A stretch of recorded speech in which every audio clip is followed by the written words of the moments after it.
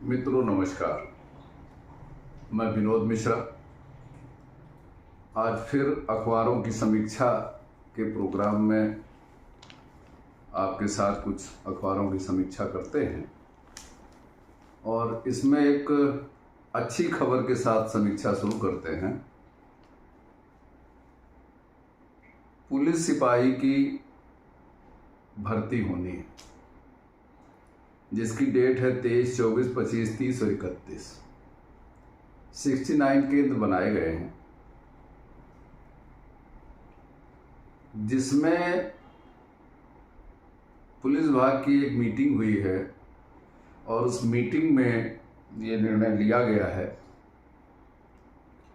कि इस पे बहुत पैनी नज़र रखी जाएगी खुफिया तरीके से कि किसी भी प्रकार का कोई भी इस परीक्षा में कुछ भी गड़बड़ी ना हो पाए। इसलिए अच्छी बात है, ये ऐसा होना भी चाहिए और अगर ऐसा होता है तो ये परीक्षार्थियों के लिए और लोगों के भविष्य के लिए अच्छा है, होना चाहिए। अब कितना सफल होगा ये तो एग्ज़ाम के बाद और परीक्षा का रिजल्ट आने के बाद और ज्वाइनिंग होने के बाद ही पता चलेगा कि क्या हुआ, क्योंकि अभी तक का तो जो सिस्टम चला आ रहा है उस सिस्टम के तहत परीक्षाएं होती हैं, पेपर लीक होते हैं और फिर हो हल्ला मचता है, शोरगुल होता है, बवाल मचते हैं, फिर उसके बाद मामला कोर्ट में जाता है, फिर पुलिस को धरपकड़ करती है। अभी तक तो यही होता चला आ रहा है। अगर ऐसा होगा तो ये एक अच्छी खबर है और इसको अच्छी नज़र से ही लोगों को लेना भी चाहिए। और ठीक है, इसके तहत टाट मिल, घंटाघर की तरफ जो है 3 पहिया वाहनों को बंद कर दिया गया है क्योंकि बहुत भीड़ आएगी। प्रदेश भर से तो लोग होंगे ही, लेकिन दूसरे प्रदेश से भी लोग होंगे। इसमें सरकार ने एक और अच्छा काम किया है, वो कितना सफल होगा ये तो समय बताएगा, कि रोडवेज बस में परीक्षार्थियों को नहीं देना होगा किराया, ऐसा हिंदुस्तान लिख रहा है। तो अच्छी बात है, ठीक है, यही एक राहत सही, परीक्षार्थियों के लिए एक राहत का विषय है ये कि बेचारों को जो है किराया नहीं देना पड़ेगा। करीब 30 से 35 हज़ार यात्रियों का अनुमान है कि छात्र जो है बसों में यात्रा करेंगे और ठीक है, ये अच्छी खबर है। भारी वाहनों को लिए भी प्रवेश वर्जित किया गया है शहर में, ये एक अच्छी खबर है। अब इसके बाद दूसरी खबरों की तरफ चलते हैं जिसमें अच्छी खबरें वो नहीं हैं। ये एक सुखद खबर थी, तुमने कहा पहले यहाँ से शुरू किया जाए, ये अच्छी खबर थी। तो अब दूसरी खबरों से चलते हैं।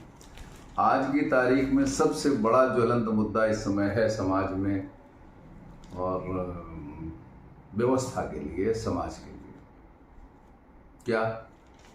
कलकत्ता में ट्रेनी डॉक्टर के साथ बलात्कार के साथ जो उसकी हत्या हुई और ऐसे बहुत सारे केसेस और भी सामने निकल कर के आ रहे हैं जिसको लेकर के तमाम प्रकार का रोष लोगों में है। पूरे देश भर में अभी तक हड़तालें चल रही हैं और जो चिकित्सक लोग हैं वो हड़ताल पर हैं। कानपुर में भी बुरा हाल है, थाने में बुरा हाल है, थाने में भी बच्चियों के यौन उत्पीड़न पर तोड़ फोड़ ट्रेनें रोकी गई, ये भी चीज़ें ठीक नहीं हैं। और अजमेर में 100 लड़कियों से गैंग रेप के दोषियों को उम्र कैद की सज़ा सुनाई गई। किशोरियों पर उच्च न्यायालय की टिप्पणी शीर्ष कोर्ट में खारिज की गई। कैसे ये हाई कोर्ट कैसे ऐसी टिप्पणियां कर देते हैं कि उनकी यौन इच्छाओं के ऊपर ये है, पता नहीं कैसे कैसे लोग ये सब बातें करते हैं। तो आज ये बहुत बड़ा विषय है। तो मेरा तो इसमें यही कहना है इस समीक्षा में कि समाज के वो वर्ग के जो लोग हैं, कहीं से भी उनकी कहीं न कहीं ऐसी गतिविधियां पता लगती रहती हैं तो लोगों को भी चाहिए, समाज के लोगों को भी चाहिए कि उनके ऊपर नज़र रखें। और अगर ऐसा कहीं कोई कार्य होता है, अगर आप कहीं वहाँ आसपास अगर रहते हैं तो या तो सीधे दखल दें, और अगर दखल नहीं दे सकते हैं तो उसी समय तुरंत संबंधित विभाग को, अधिकारियों को, पुलिस को तो सूचित कर ही सकते हैं। आज के समय में सभी के पास मोबाइल हैं, मोबाइल पे नंबर हैं, जैसे यहाँ 112 है। ऐसे कुछ भी कहीं अगर कुछ ऐसा देखते हैं तो जितनी सरकारों की जिम्मेदारी है, जितनी प्रशासन की जिम्मेदारी है, उतनी ही आपकी भी जिम्मेदारी है। क्योंकि शासन प्रशासन के जो लोग हैं वो आप ही के घरों से वहाँ गए हैं। अब उनकी भी अपनी कोई मजबूरियाँ होंगी कि पूरी तरीके से इतनी बड़ी समाज है, इतनी बड़ी जनता है, इतनी बड़ी भीड़ है, उसमें वो नहीं कर पा रहे हैं, तो आपकी भी भागीदारी होनी चाहिए। जैसे हम कुछ नहीं कर सकते हैं, ज़्यादा कुछ नहीं कर सकते हैं, तो कम से कम इस तरीके की समीक्षाएं, टिप्पणियाँ कुछ करके हम कुछ न कुछ तो योगदान समाज के लिए कर ही रहे हैं। और रही बात कि सरकारों से प्रश्न पूछने चाहिए। सरकार से प्रश्न नहीं पूछोगे तो किससे पूछोगे? सरकार तुम्हारा गार्जियन है, ठीक है। प्रशासन उसके मातहत काम करता है और प्रशासन के माध्यम से जो है सरकारी नीतियों का संचालन किया जाता है, उनकी व्यवस्था चलाई जाती है। तो इसलिए प्रशासन के लोगों को तो जो आदेश दिया जाएगा वो होगा, या कुछ थोड़ा उनको अधिकार रहता है कि अपनी स्वेच्छा से, अपनी मर्जी से भी कुछ कर सकते हैं। लेकिन हमने ये देखा है कि मर्जी से अच्छा काम करने वाले अधिकारी कर्मचारियों की संख्या कम है और आदेश का पालन करने वाले कर्मचारियों और अधिकारियों की संख्या ज़्यादा है। और अगर उनके पास अधिकार अगर दिया गया तो अधिकार में अच्छा काम करने के बजाय गलत काम करने को अपना अधिकार मानते हैं। ऐसा समाज में देखा गया है, देखा जाता है, रोज़ देखा जाता है, ठीक है। चाहे वो रिश्वत का मांगना हो, चाहे लोगों को हरेस करने का हो, चाहे फरियादी की फरियाद को ना सुनना हो, अगर सुन भी लिया तो उसमें कोई निर्णायक काम ना होना हो, तो इस तरीके की चीज़ें होती रहती हैं, अक्सर होती रहती हैं। ये हम लोग इस बात को समझते हैं, क्योंकि हम नहीं, आप भी समझते हैं, सभी लोग, हम लोग इस बातों को जानते तो हैं ही हैं कि कैसे होता है। कुछ अधिकारी ऐसे हैं कि डेड ऑनेस्ट हैं, कुछ ऐसे अधिकारी हैं जो वाकई में समाज के हित में काम करते हैं। ऐसे ही लोगों को चाहे राष्ट्रपति से पुरस्कार मिलता हो, चाहे मुख्यमंत्री से पुरस्कार मिलता हो, चाहे राज्यपाल से पुरस्कार मिलता हो, चाहे प्रधानमंत्री से पुरस्कार मिलता हो, चाहे तरह तरह के पुरस्कारों की जो श्रेणी है वो उनको मिला करती है। लेकिन वो कितने लोग होते हैं? वो चंद लोग होते हैं, मुट्ठी भर लोग होते हैं, उनको मिलता है। बड़ी संख्या में लोगों को क्यों नहीं मिलता है? तो उसी विभाग में वो भी कर्मचारी, उनके भी ऊपर तमाम प्रकार की जिम्मेदारियाँ, समाज की जिम्मेदारियाँ उनको दी गई हैं कि समाज के साथ अच्छा व्यवहार करें। चाहे उसमें टीचर आते हों, चाहे उसमें पुलिस प्रशासन के लोग आते हों, चाहे लेखपाल कानून गो आते हों, या चाहे डॉक्टर आते हों, ठीक है, समाज के उस वर्ग के लोग आते हों जो इस व्यवस्था के जिम्मेदार हैं। तो लेकिन वो ऐसा करते भी हैं और नहीं भी करते हैं। नहीं करने वालों की संख्या ज़्यादा है और अच्छा काम करने वालों की संख्या कम है। तो फिर जनता को ही हर जगह आना पड़ता है, आगे आना पड़ता है, और यही लोग आकर के फिर प्रोटेस्ट करते हैं, तोड़फोड़ करते हैं, ट्रेनों को रोकते हैं, सड़कों को रोकते हैं। तो भाई अब हम तो ये नहीं कह सकते कि आपको प्रोटेस्ट करना चाहिए कि नहीं करना चाहिए, लेकिन हाँ, प्रोटेस्ट अगर कर भी रहे हैं तो तोड़फोड़ तो कतई नहीं करनी चाहिए किसी भी स्थिति में। और आपका प्रोटेस्ट का सिर्फ मामला सिर्फ इतना ही है कि शासन और प्रशासन को जगाना, यही मकसद है। सरकारें जो है उनका सिर्फ और सिर्फ एक मुद्दा रहता है, चुनाव का जीतना, सत्ता में ज़्यादा समय तक काबिज रहना, वो सत्ता उनसे कभी छूटे ना, ठीक है। और जो सत्ता से बाहर हैं उनकी निरंतर कोशिश है कि हम सत्ता में कैसे पदासीन हो जाएं, कैसे सत्ता के अंदर मैं पहुंचूं और सत्ता में बैठूं, और सत्ता के जो प्रोटोकॉल हैं, उनकी जो सुख सुविधाएं हैं, उनके जो संसाधन हैं, बगैर कमाए धन का प्रयोग और दुरुपयोग है वो करने का मौका मिले। क्योंकि जब सत्ता में बैठे हुए लोग होते हैं तो पूरे राष्ट्र के ऊपर वो शासन करते हैं और राष्ट्र में तरह तरह के फार्मूले इस्तेमाल करते हैं। जैसे कि अभी देखिए कि मुकेश अंबानी के लड़के की शादी हुई, जिसमें नेताओं में एक व्यक्ति नहीं गया, मेरी जानकारी के हिसाब से राहुल गांधी नहीं पहुंचे, बाकी सारे के सारे पहुंचे। उसमें मठ के मठाधीश भी पहुंचे, प्रधानमंत्री भी पहुंचे, सारे मुख्यमंत्री भी पहुंचे और सारे पक्ष और विपक्ष के नेता भी पहुंचे, सभी लोग, सारे व्यापारी पहुंचे, यानी जिनको जिनको बुलाया गया था वो लोग पहुंचे। और पहुंच करके उन्होंने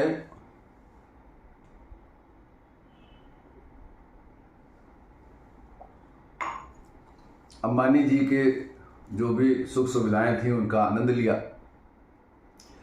और उन्होंने सुख सुविधाओं का आनंद तो दिया इन लोगों के लिए, लेकिन जनता के ऊपर क्या प्रहार हुआ?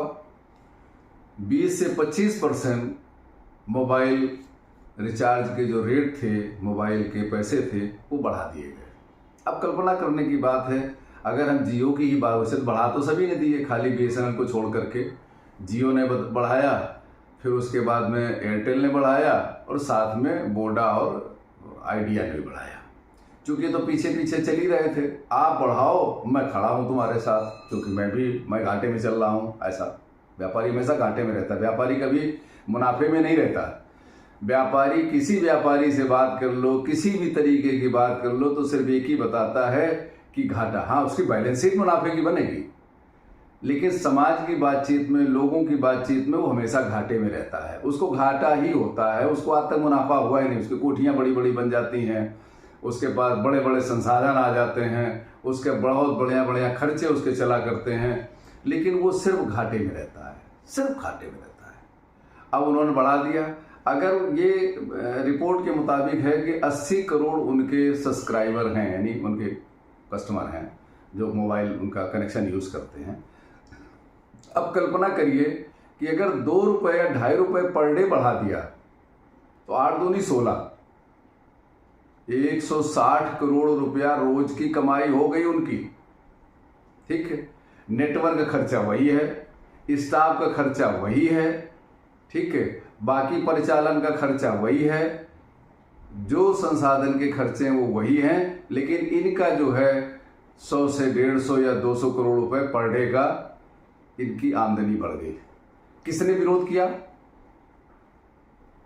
न सत्ता ने विरोध किया, न विपक्ष ने विरोध किया, और उनके सामने कुछ मीडिया के लोगों ने कुछ शायद उठाई, कहीं किसी ने बात कुछ कही तो उन्होंने कहा कि पिछले 3-4 सालों से हमने पैसे नहीं बढ़ाए थे। यानी ये बहुत जरूरी है कि पैसे बढ़ने चाहिए, ये जरूरी है। ये जरूरी नहीं है कि हमें जनता की सेवा करनी चाहिए। और आज जो बात होती है कि भारत में इंटरनेट सस्ता है, अरे भाई सस्ता तो है, लेकिन वो सस्ता इस वजह से नहीं है कि ये सस्ता दे रहे हैं ना, इस वजह से सस्ता है कि जितनी भारत की आबादी है, इसमें चीन को छोड़ के दुनिया में किसी के देश की आबादी नहीं है। और बहुत तो ऐसे देश हैं जिसमें कानपुर शहर की जितनी आबादी है, 60 से 70-80 लाख की जो आबादी है, इतने से कम आबादी के देश हैं। अब उस देश में टावर लगेंगे, सब्सक्राइबर कम होंगे, कनेक्शन कम होंगे, तो जाहिर सी बात है वहाँ जो प्लान होंगे महंगे होंगे, निश्चित रूप से महंगे होंगे। लेकिन भारत में यहाँ एक एक आदमी 4-4 नंबर इस्तेमाल करता है, 2-2, 3-3 मोबाइल रख के इस्तेमाल करता है, सबसे बात करता, सब में इंटरनेट होता है। तो अब आप कल्पना करिए कि जो आबादी है उससे ज़्यादा कनेक्शन यहाँ है। अगर हम ये बात कह दें कि 4 कोई कर रहा है, कोई 1 कर रहा है, कोई 2, कोई 3, तो इतना तो मान ही लीजिए कि अगर यहाँ पे 140 करोड़ की आबादी है और 80 करोड़ कनेक्शन खाली वोडा के हैं, उसके रिलायंस के हैं, तो बाकी एयरटेल के कनेक्शन भी हैं, वोडा आइडिया के भी कनेक्शन है और अभी BSNL के भी कनेक्शन है, वो भी हैं, ठीक है, और वो भी चल रहे हैं। फिर उसके बाद में ये तो मोबाइल कनेक्शन की बात हो गई। उसके बाद जो तमाम प्रकार के जो है वाईफाई कनेक्शन घरों में दिए गए हैं, तमाम लोगों ने लिए हैं, चूँकि घर में स्मार्ट टीवी आ गए तो अब उनको चाहिए। तो आप कल्पना करिए कि उसमें भी पैसे बढ़े हैं। तो इनकी व्यवस्था तो ठीक चल रही है, सरकार भी इनके विरोध में कुछ बोलने को तैयार नहीं है, कोई नहीं बोलने को तैयार। और जो बोल भी रहे हैं, बोलने वाले लोग जो कि सत्ता से बाहर हैं वो बोल रहे हैं, और सत्ता में बैठे हुए लोग इनका पूरा सपोर्ट करते हैं, पूरा का पूरा सपोर्ट करते हैं। इसमें हम 1-8% भी कम नहीं कर सकते हैं, पूरा सपोर्ट करते हैं इनको, और हर तरीके का सपोर्ट करते हैं। आज जीएसटी से व्यापारियों को भरपूर लाभ हो रहा है, भरपूर लाभ, लेकिन नुकसान किसका हो रहा है? कंज्यूमर, जो सबसे निचले स्तर में कंज्यूमर, उसका हो रहा है। बिस्किट के पैसे या तो बढ़ गए हैं, और अगर पैसे नहीं बढ़ाए हैं तो वजन घट गया है। आज व्यापारी कर ये रहा है कि पैसे अगर नहीं बढ़ा पा रहा है तो वजन घटा दे रहा है, लेकिन ये चीज़ें हो रही हैं, ये तो एक तगड़ा विषय है।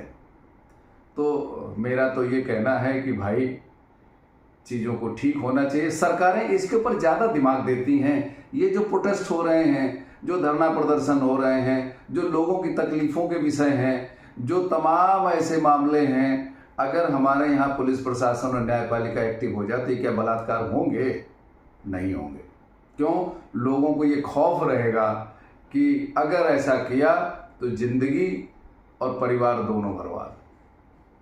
लेकिन वो यहाँ ऐसा होता नहीं है। ज़्यादा अब तो फांसी की सज़ा के प्रावधान तो लगभग ख़त्म ही जैसा है, और अगर फांसी की सज़ा हुई भी तो कई ऐसे केसेस सामने आए कि उनको फांसी दी नहीं गई, क्योंकि आखिरी में राष्ट्रपति के यहाँ वो मामला जाता है, और राष्ट्रपति भी कहीं पाप पुण्य देख करके सोचता है हम क्यों इनके डेथ पे सिग्नेचर करें। तो कई बार अदालतों को ऐसे मुलजिमों को जिनकी फांसी होनी थी उनको आजीवन कारावास हुआ, उनको आजीवन कारावास दिया गया। ऐसे बहुत सारे मामले हैं, एक नहीं है, कई अनेक केस हैं। तो लेकिन उसके ऊपर लेकर के सरकारें उतना जागरूक नहीं है। अगर बंगाल में ऐसा हुआ तो सबसे पहले जिम्मेदारी ममता बनर्जी की होती थी कि इस पे बहुत तेजी से आगे आना चाहिए था। क्यों ऐसा हुआ? डेड बॉडी की लाश जो है वो बहुत समय बाद उनको परिवार के लोगों को दी गई, तुरंत इन्होंने ऐसा क्यों उस पर एक्शन नहीं लिया? लेते।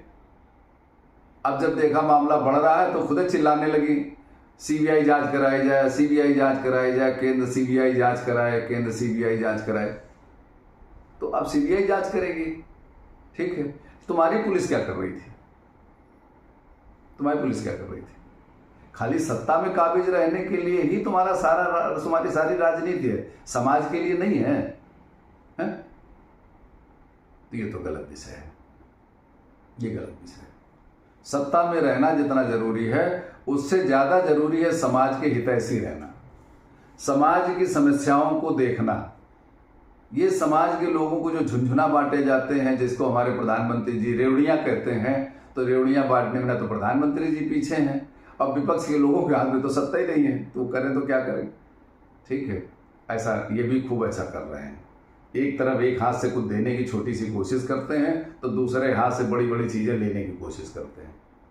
जैसा हुआ, अगर राशन इनको जो है, अगर पहले भी राशन की दुकानें थी और राशन का गल्ला मिलता था, और उस गल्ले में कुछ पैसे राशन के लगा करते थे, वो जो कुछ पैसे थे कोरोना काल में हमारी जो अभी जो सरकार है उस सरकार ने इसको ख़त्म कर दिया। बहुत अच्छा काम किया, ठीक है। लेकिन एक तरफ 350 के 450 का सिलेंडर था, उसको पहुंचा के 1100-1200 पहुंचा दिया, तो एक हाथ से थोड़ा सा दिया, दूसरे हाथ से आपने छीन लिया।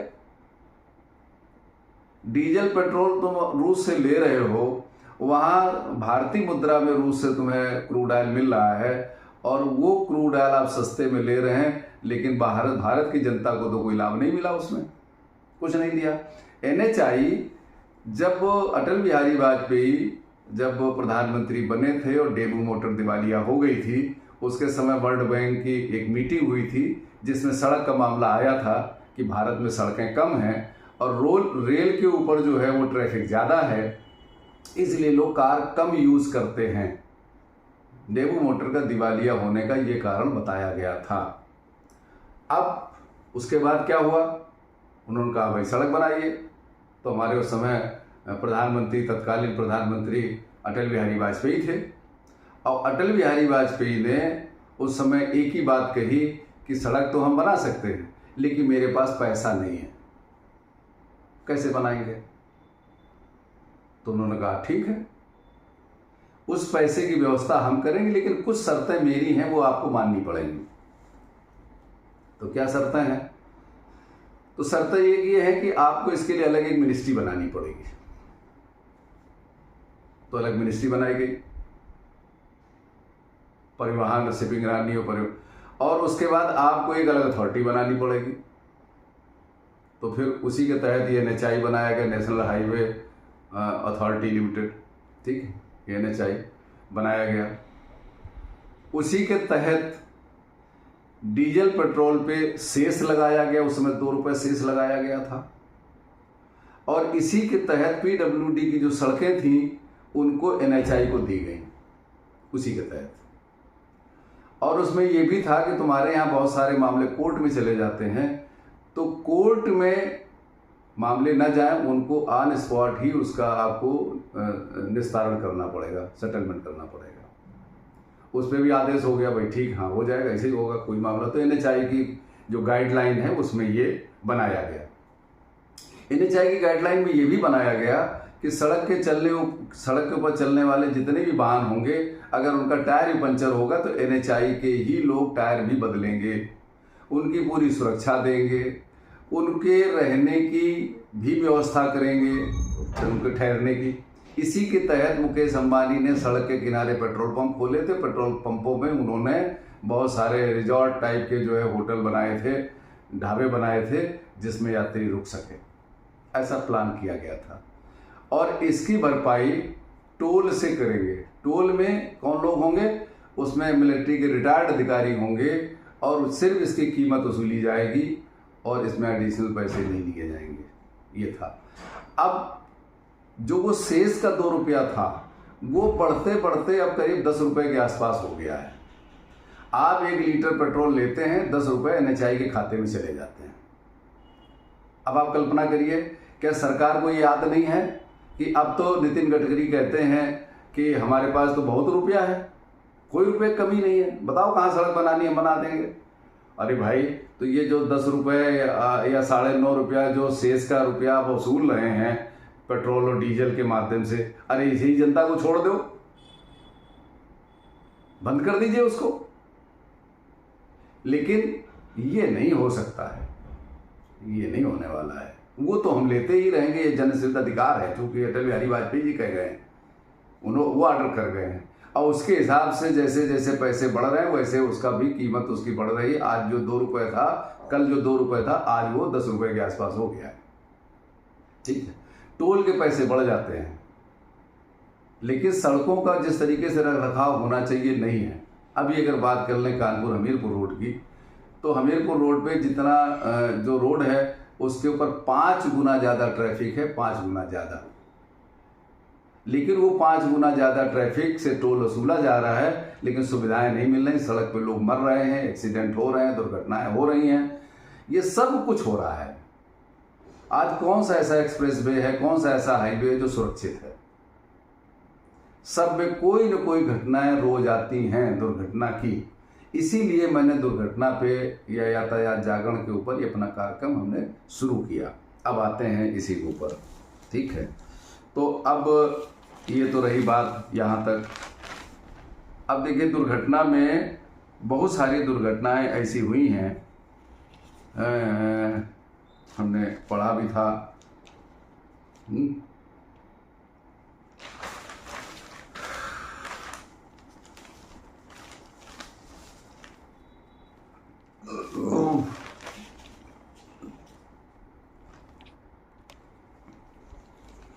अब आप देखिए, छतरपुर में हादसा, फर्रुखाबाद में 4 लोगों समेत 7 की मौत, ये रोड एक्सीडेंट हैं। और छतरपुर में फर्रुखाबाद के 4 की हादसे मौत, ठीक है। रायबरेली में हादसे से अधेड़ की मौत, ठीक। इस तरीके की अभी ये खबरें तो निरंतर चलती रहेंगी, इसमें कभी ये रुकने वाली तो है नहीं, ठीक है। कोशिश मेरी ज़रूर चल रही है कि भाई इनको ख़त्म किया जाए, लेकिन उम्मीद तो मुझे कम दिख रही है। चलिए एक और बता दें, पायलट बाबा का निधन हो गया है और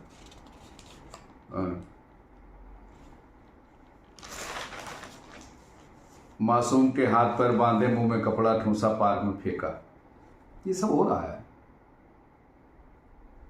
किसी लड़के को 6 साल के बच्चे को उठा ले गए पार्क में कुकर्म करने के लिए। बड़ी स्थितियां खराब हैं, लोगों को इलाज नहीं मिल रहा है। साहब बेटी को घर से खींच कर ले जा रहा था। बताइए, घर के अंदर से बेटियों को खींच कर ले जाने की प्लानिंग में लोग लगे हुए हैं। हमारा प्रशासन चाह ले तो ये सब कुछ ना हो। अब जबकि हमारे मुख्यमंत्री जी बाबा बुलडोजर हो गए हैं और बहुत मकान तुरंत गिरा दिए जाते हैं, फिर भी खौफ नहीं है लोगों को, फिर भी खौफ नहीं है। क्या कह सकते हैं? विधायक बेनीराम सहित 1541 अपराधी रडार पर, पर्चा लीक मामले में।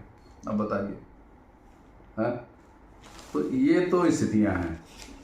खैर चलिए, ये सब चलता रहेगा। मेरा तो सिर्फ इतना ही कहना है। इसी के साथ इस वीडियो को यहीं से विराम देते हैं कि फिर और किसी टॉपिक पे चर्चा करेंगे। और बस निवेदन एक और है कि मेरे चैनल को लाइक शेयर सब्सक्राइब जरूर करिए, कमेंट भी करिए, बताइए एक शालीनता के साथ में। मैं भी शालीनता के साथ में ही बात करना समझता हूँ, अच्छा समझता हूँ। हम उस तरीके से नहीं करना चाहते। जैसे भी एक खबर और है, चलो वो भी बता दें आपको कि हमारे कानपुर के बड़े तेज कमलेश फाइटर, उन्होंने अपना नाम के साथ फाइटर लगा लिया। ये पत्रकार हैं और इनके ऊपर वसूली का आरोप लगा है। ये लोगों से पैसे वसूली किया करते थे। अब क्या सच है क्या गलत अलग बात है, लेकिन हिंदुस्तान में ये खबर है। ठीक, तो ये है। तो इस तरीके की पत्रकारिता भी ठीक नहीं है। ये चौथा स्तंभ है। चौथा स्तंभ को 3 के बीच में रहना है। 3, शासन, प्रशासन और न्यायपालिका, और चौथा स्तंभ मीडिया। तो मीडिया के लोगों को तो बल्कि और साफ सुथरा रहना चाहिए कि उसको तीनों लोगों की बात कहनी है।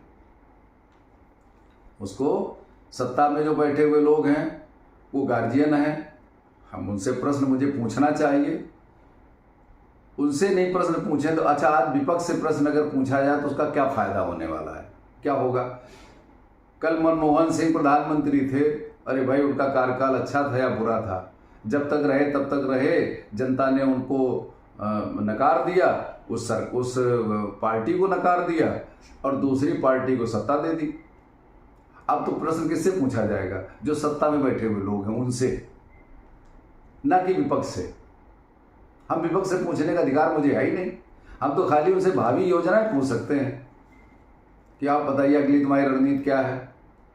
आज तुम विपक्ष में पहुंच गए हो, विपक्ष के नेता बन गए हो, आप क्या क्या करने वाले हो, ये उनसे पूछा जा सकता है। लेकिन सत्ता की बात तो सत्ता में बैठे हुए लोगों से ही पूछना पड़ेगा। और अगर उनसे पूछते हो तो अपराध करते हो ना, वो अपराध नहीं है, वो सही है। लेकिन पूछने का तरीका सही होना चाहिए, चाहे सत्ता से पूछो चाहे विपक्ष से पूछो।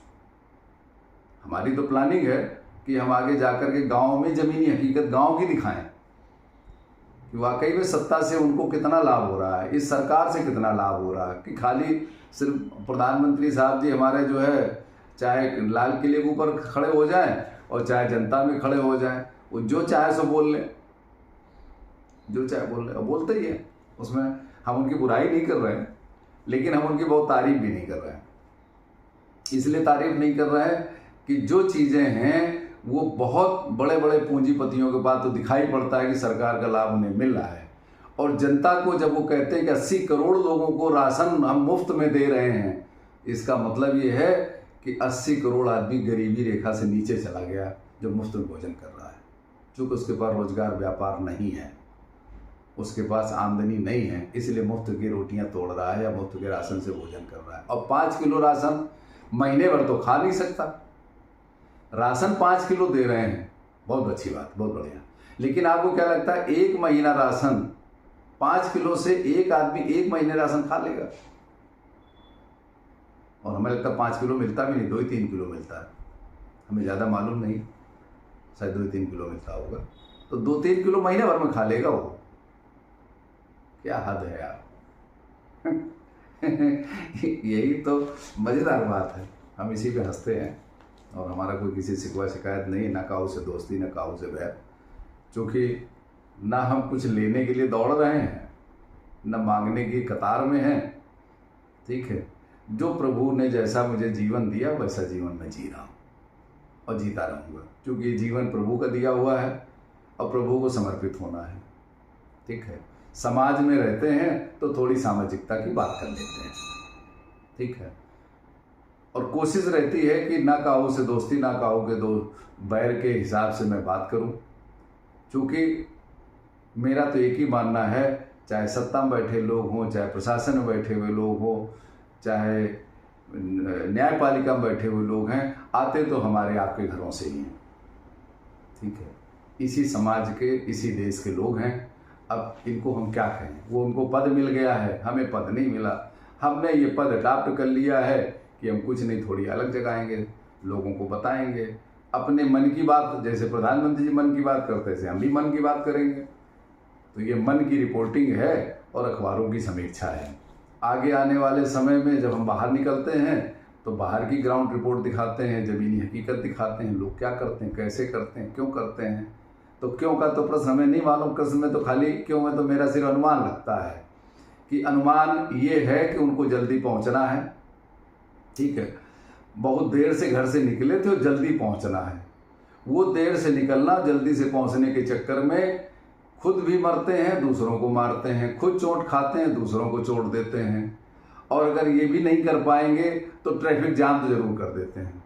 किसी क्रॉसिंग पे खड़े हो जाइए, अगर ट्रेन आ रही हो तो कोई अपनी बाएं वाली लाइन में खड़ा होता पीछे तक नहीं जाएगा, वो दाहिने से घुस घुस के जो उधर से आने वाला ट्रैफिक है उसका रास्ता बंद कर दे, क्योंकि जल्दी बहुत है, उनको बहुत जल्दी पहुंचना है, बहुत देर हो गई है और नहीं तो उनका सब कुछ बिगड़ जाएगा।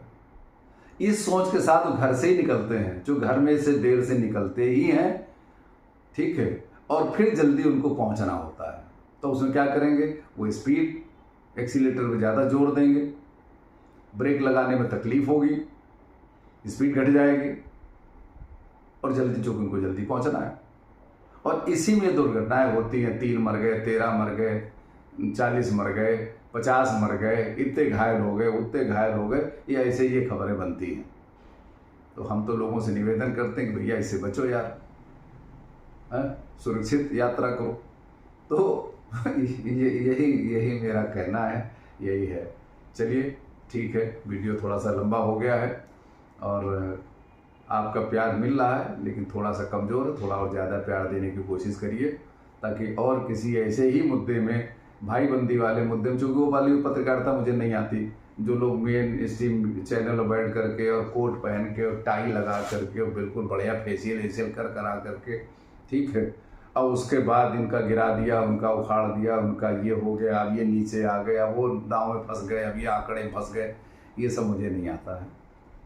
मुझे तो सिर्फ एक समीक्षा आती है, सरकार, समाज, पक्ष विपक्ष, प्रशासन, न्यायपालिका, उस पर हम समीक्षा कर सकते हैं और वो समीक्षा हमारी एक अपने ही सरलता वाले शब्दों में होनी चाहिए, ऐसा मेरा मानना है और मैं वही करता हूँ। ठीक है, अभी आपको मैंने कुछ NHI की कुछ चीज़ें बताई, आप कभी गौर करिएगा, गौर करिए, आपको पता लगेगा कि क्या हो रहा है। सरकार तो हमारे हित में काम कर ही रही है, लेकिन मेरा हित है कहाँ, ये तो कोई बताए। 100 स्मार्ट सिटी हमारे प्रधानमंत्री ने घोषित करी थी, आज एक भी पूरे देश में स्मार्ट सिटी नहीं दिख रही है, एक भी नहीं दिख रही है। 10 साल तो हो गए, कितने साल में बनेगी? यही प्रश्न है, यही पूछना है। हम तो बहुत सहज हम कहते हैं कुछ नहीं यार, हम पूछ रहे हैं ना, आप मुझे बता दो कि ये देखिए कानपुर स्मार्ट हो गया, बनारस को स्मार्ट कर दिया, कोयटा बन गया। ठीक है, वो जो गांव गोद लिए गए थे, आज कहाँ वो गांव है और किसने गोद लिया तो वो सब कहाँ है? क्या हुआ उनका? बिहार में 25 पुल बह गए। अरे भाई, वहां तो केंद्र की और प्रदेश की सरकार एक ही है, वो पुल बह गए, कैसे बह गए, कैसे निर्माण हुए थे?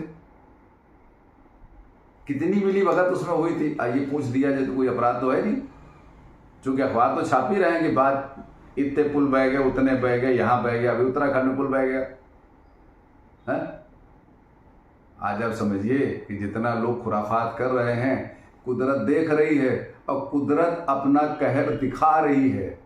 समझ सकते हो तो समझ लो, चाहे सत्ता में बैठे लोग हों, चाहे प्रशासन में बैठे लोग हों, चाहे समाज के लोग हों, समझ लीजिए आज चाहे हिमाचल हो और चाहे उत्तराखंड हो, पहाड़ दरक रहे हैं बुरी तरीके से। ये कुदरत का कहर है और कुदरत, इन बातों से कुदरत का कोई लेना देना नहीं है। कुदरत सब कुछ देख रही कि कैसा उसके साथ खिलवाड़ हो रहा है।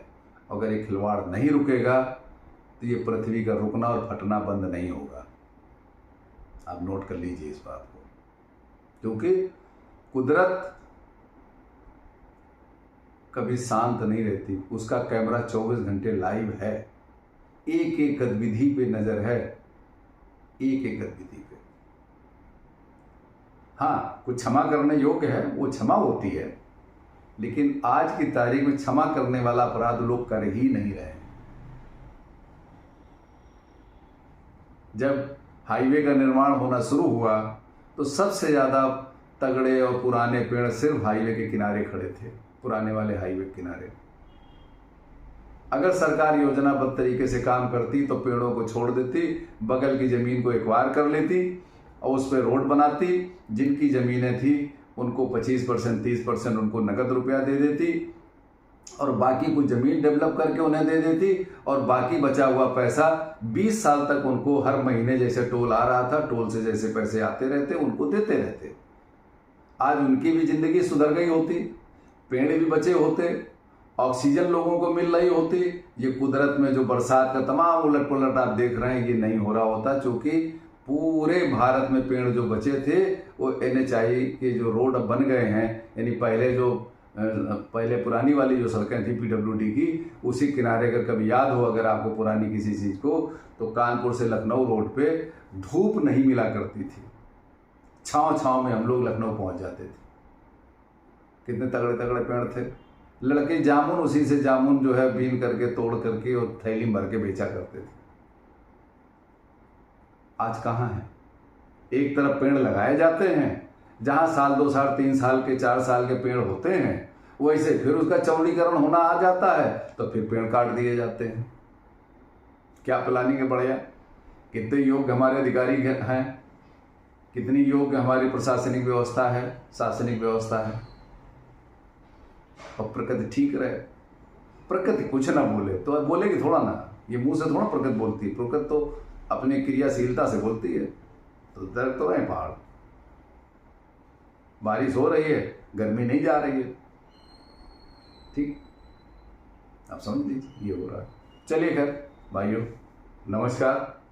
अगर कोई हमसे कोई त्रुटि हुई हो बातचीत में तो उसके लिए क्षमा प्रार्थी है। और ये हमारे मन के उद्गार हैं, अखबार की समीक्षा और मन के उद्गार दो साथ में हैं। अगर हमसे कोई गलती हुई हो तो उसके लिए क्षमा प्रार्थी है। और हमारे चैनल को लाइक शेयर और सब्सक्राइब जरूर करिएगा, प्यार दीजिए, कमेंट दीजिए अच्छे, ताकि मैं कुछ और बातों में विचार आपके सामने अपने रख सकूं। मेरे पास भंडार है बहुत सारी चीज़ों का, मैं रखता रहूँगा। और कभी आने वाले समय में आपको आध्यात्मिक भी कुछ चीज़ें मैं बताऊँगा, जीवन से संबंधित, पूजा पाठ से संबंधित नहीं, कि अच्छा जीवन कैसे जिया जा सकता है। इसी के साथ नमस्कार।